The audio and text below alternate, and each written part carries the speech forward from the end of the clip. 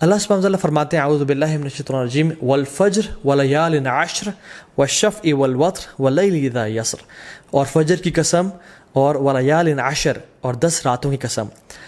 جمہور علماء کہتے ہیں کہ یہ جو 10 راتیں ہیں جن کی اللہ تعالیٰ قسم اٹھا رہے ہیں، ان کی امپورٹنس اور ان کی گرینڈیوسٹی کی وجہ سے وہ ذوالحجہ کی 10 راتیں ہیں۔ اور یہاں پہ راتوں کا ذکر کیوں ہے؟ کیونکہ اللہ سبحانہ تعالیٰ کبھی اپنے کلام میں راتوں اور دنوں کو انٹرچینج کرتے رہتے ہیں۔ جیسے زکریا علیہ السلام کی ایگزامپل میں دیکھ لیں، ایک جگہ پہ آتا ہے 3 دن کا روزہ رکھو اور دوسری جگہ پہ 3 راتوں کا روزہ رکھو۔ یہ ایلیکوینس میں شامل ہوتا ہے۔ اکثر علماء جمہور یہی کہتے ہیں کہ یہ 10 راتیں ہیں وہ ولیال عشر، وہ ذوالحجہ کی 10 راتیں ہیں جن کے بارے میں اللہ تعالیٰ قسم کھا رہے ہیں، والشفع والوتر واللیل اذا یسر۔ نا سبحان اللہ، یہ جو قسمیں ہیں نا، ہم دیکھیں کہ کتنی امپورٹنس ہے اور سیکوینس کیسے ہے ان قسموں کا۔ والفجر، اللہ تعالیٰ قسم کھا رہے ہیں فجر کی، which is best part of the day، اللہ کے میں کیا فرمایا؟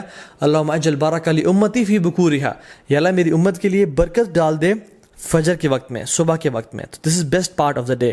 بلکہ کچھ علماء تو یہ بیان بھی کرتے ہیں کہ یہ جو والفجر ہے نا ود الف لام، یہ یوم العرفہ کی فجر کی قسم کھا رہے ہیں اللہ تعالیٰ۔ یہ کوئی جنرل قسم نہیں ہے بلکہ یوم العرفہ کی فجر کی جو قسم ہے اللہ تعالیٰ وہ کھا رہے ہیں۔ ولیال عشر، اور بہترین 10 راتوں کی قسم کھا رہے ہیں۔ پہلی قسم کھائی best part of the day کی، دوسری قسم کھائی best days of the year کی، اور تیسری قسم کھائی والشفع والوتر and by the odd and by the even۔ اللہ تعالیٰ best days in these 10 days کی قسم کھا رہے ہیں، which is the 9th and the 10th of حج، یوم العرفہ and یوم النحر، عید کا دن اور عرفہ کا دن۔ اللہ اکبر۔ اور پھر فرمایا واللیل اذا یسر، اور اللہ تعالیٰ یہاں پہ رات کے بہترین حصے کی قسم کھا رہے ہیں، which is the 3rd part of the night۔ اور پھر فرمایا حل فی ذلک قسم لذی حجر، یہ جو قسمیں ہیں نا یہ صاحب العلم والفضل کے لیے بہت بڑی بڑی قسمیں ہیں۔ یہ ان لوگوں کے لیے قسمیں ہیں جو کہ they possess intellect and knowledge. تو قرآن میں تو ان 10 ایام کے بارے میں آ گیا۔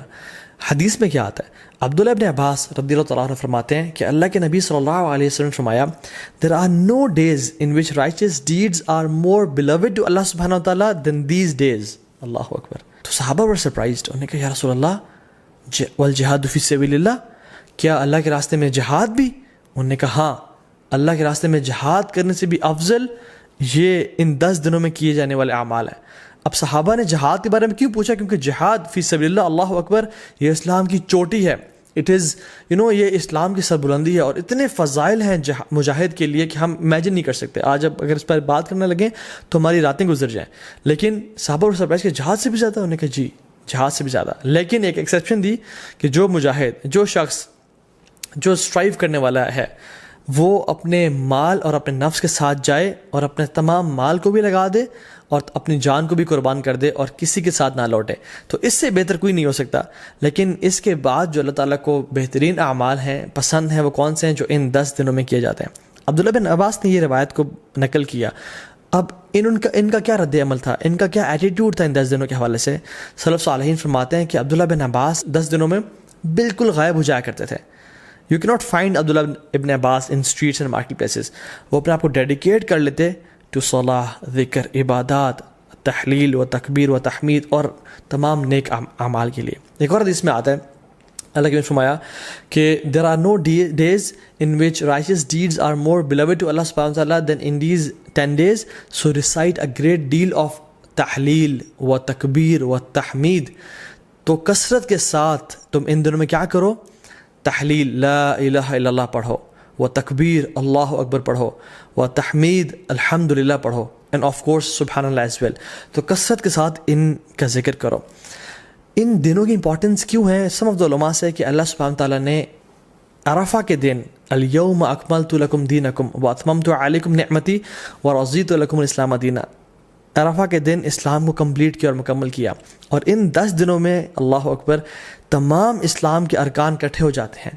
التوحید، شہادتین، لا الہ الا اللہ محمد رسول اللہ، جو شخص پڑھنا چاہے پڑھے، اور لبیک اللہم لبیک لبیک لا شریک لک لبیک، انسان اللہ کی توحید کا اقرار کر رہا ہوتا ہے، نمازیں پڑھ رہا ہوتا ہے، حج کر رہا ہوتا ہے، انسان چاہے تو زکوٰۃ دے سکتا ہے ان مہینوں میں اور روزے رکھ سکتا ہے۔ تو تمام ارکان اسلام ان 10 دنوں میں اکٹھے کر لیے جاتے ہیں۔ Now fasting 2 days کون سے 2 ایام ہیں جن کا اگر انسان روزہ رکھے تو 3 سال کے گناہ معاف ہو جاتے ہیں؟ Yes you heard me right, 3 سال کے گناہ معاف ہو سکتے ہیں اگر ہم 2 دن کا روزہ رکھیں۔ حدیث میں کیا آتا ہے؟ رسول اللہ صلی اللہ علیہ وسلم نے فرمایا کہ جو شخص عرفہ کے دن کا روزہ رکھتا ہے اللہ سبحانہ تعالیٰ اس کے پچھلے سال کے اور اگلے آنے والے سال تمام گناہ معاف کر دیتے ہیں۔ کچھ علماء نے کہا کہ یہ صغیرہ گناہوں کی بات ہو رہی ہے، لیکن سٹل تمام گناہ معاف ہونے کی بات ہو رہی ہے۔ اور یوم عاشورہ جو کہ محرم میں ہے، 10 محرم، جو شخص یوم عاشورہ کو روزہ رکھتا ہے اللہ تعالیٰ اس کے پچھلے 1 سال کے گناہ معاف کر دیتے ہیں۔ تو میں آپ کو ایگزامپل دیتا ہوں، اگر ابھی 1441 چل رہا ہے تو جو شخص عرفہ کا روزہ رکھے گا اس کے 1440 کے گناہ اور 1442 کے گناہ معاف ہو جائیں گے، اور جو شخص بالکل اگلے مہینے محرم کے مہینے یوم عاشورہ کا روزہ رکھے گا ود 9th ایز ویل تو اس کے 1441 کے بھی گناہ معاف ہو جائیں گے۔ تو 1440، 1441 اینڈ 1442 3 سال کے صغیرہ گناہ اللہ تعالیٰ معاف کر دیتے ہیں۔ And how amazing is that! اللہ تعالیٰ بہانے دے رہے ہیں ہم لوگوں کو اپنے گناہ معاف کروانے کے لیے، لیکن ہم میں سے ہے کوئی جو آگے بڑھ کے ان اپرچونیٹیز کو گراب کر لے اور اپنے رب کو واقعی میں راضی کر لے؟